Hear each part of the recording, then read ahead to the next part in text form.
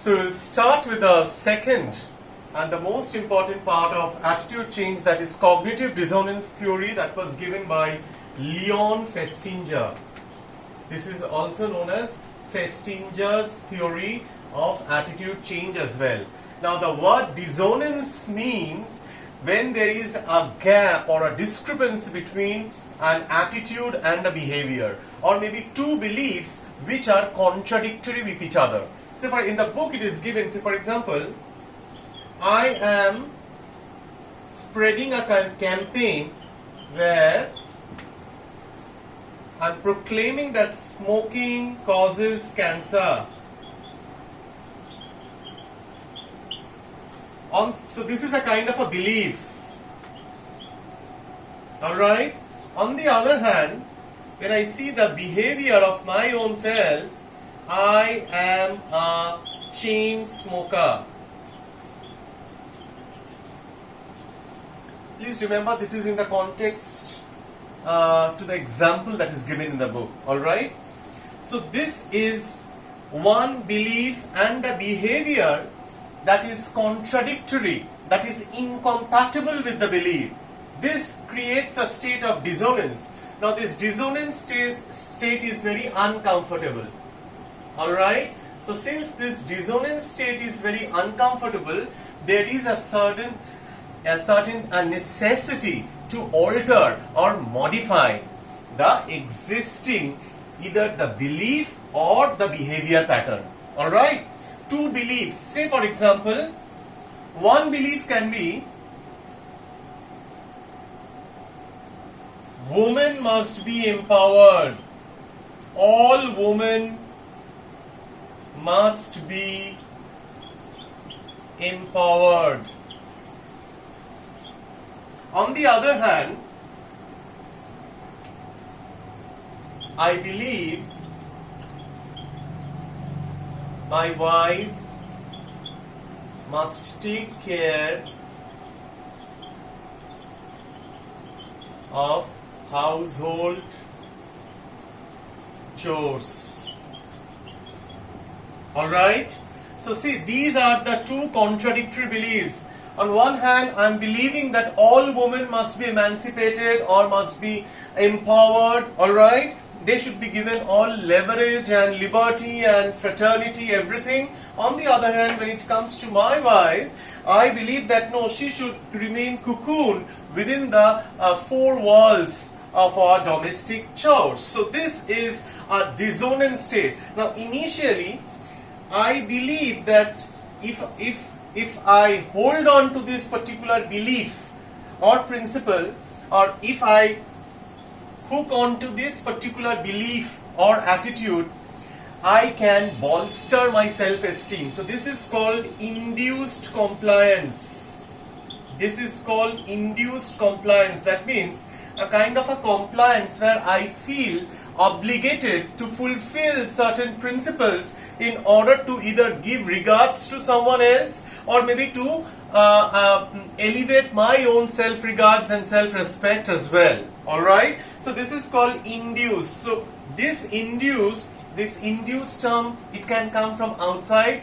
The source of its emanation can be from the external environment. It can be from my own self, that if I do not have this particular belief within myself, I don't think that I am up to the mark to protect the safety and security and sovereignty of women. Alright? Or maybe if I feel that I'm not, if I don't spread this campaign, I don't deserve to be a part of a social welfare committee if I am heading at all. So if this is a kind of an induced compliance, alright, so believing in these two principles are actually elevating my self-regard, self-esteem. Alright, on the other hand, when there is an incompatible behavior which does not match, which does not coincide with the demand of that belief, it creates a state of discomfort. Now, in order to reduce this discomfort or you can say disequilibrium,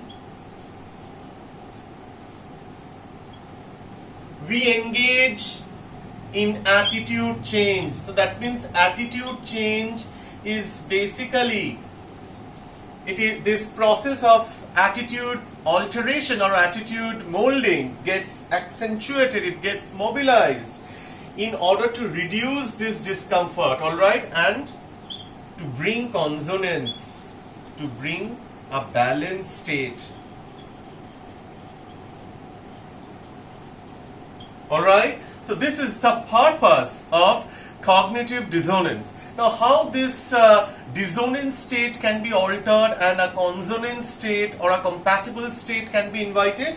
Now, there are many ways by which it can be done. See, if you see this example I am obliterating it. We have already discussed this example while we had our class, online class, but I am focusing on this example since it is given in the book. All right.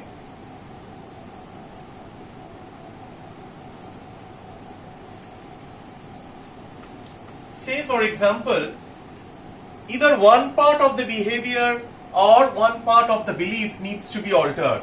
It can be like this. Number one, altering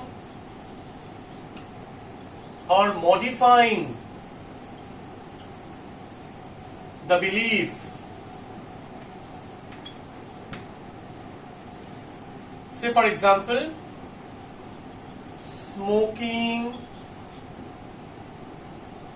always do not cause cancer.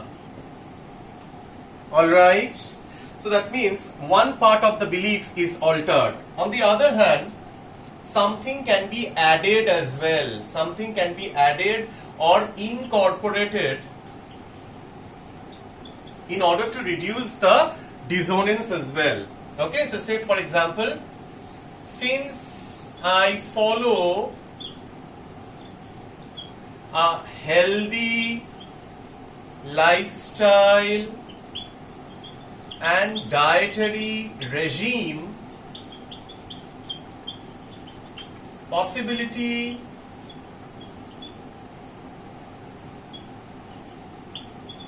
of cancer is less.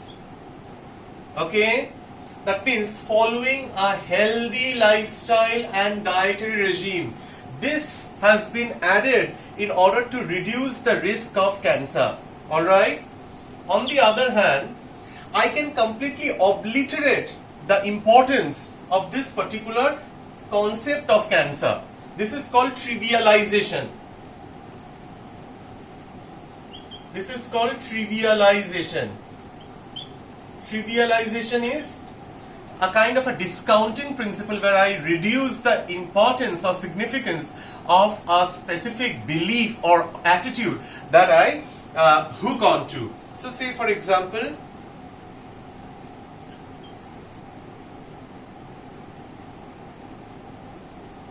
I don't have much possibility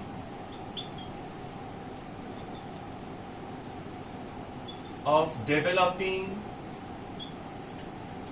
cancer as I have a good physique.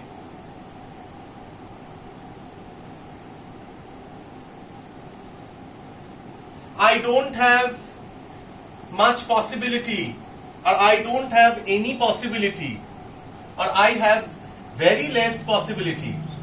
That means the trivialization process denotes that I completely reduce or discount or make the belief or the opinion subverted. All right. On the other example that I had given, that all women must be empowered, through this principle of trivialization, I can mold and modify my attitude along these lines, that women should be given more platform for their own personal happiness, not necessarily through empowerment and emancipation necessarily. That means I have completely trivialized that principle or that attitude or that belief which was causing much discomfort.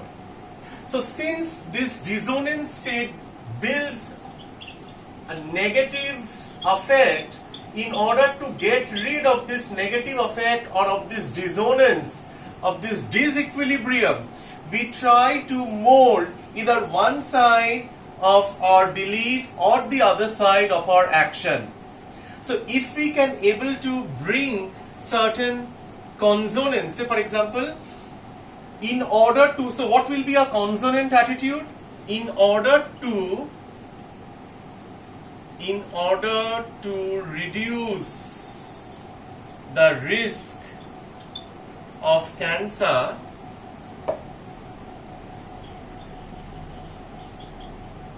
smoking should be lessened.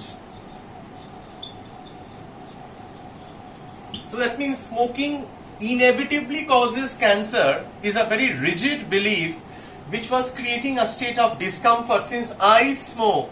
On the other hand, if I believe on this particular principle that I don't smoke much, or say for example, since I don't smoke much, there is less possibility, alright? I don't have any possibility of developing any cancer, or trivialization mechanism can be put across along these lines that I don't smoke much, alright? So that means I remove the word chained, alright? So I can have less possibility of developing cancer if I resort to smoking, but it is not chain smoking. Alright? So that means this is a kind of a consonant state. Either this chained word, this I am a chain smoker, on the other hand, smoking inevitably causes cancer. So these are two very discrepant beliefs which can create a dissonant state, and that can increase the probability of our psychic disequilibrium or the psychic discomfort or this negative effect. So in order to get rid of this negative effect, the entire dissonance theory is built on this particular ground, that there is a necessity of a cognitive and emotive or a behavioral modification or a change in the form of an attitude change, so that the level of discomfort can be reduced. Alright? So under attitude change, we have two specific topics. One is persuasion and the second one is cognitive dissonance. So this is the end of this topic, attitude change. In the next video, we will come with a new topic, that is prejudice, which is very, very important for us to understand. Alright? So since this chapter is attitude and prejudice, and if you bifurcate this chapter into two halves, one is attitude and the other one is prejudice, attitude is over. So we'll come with new topic, that is prejudice. Bye.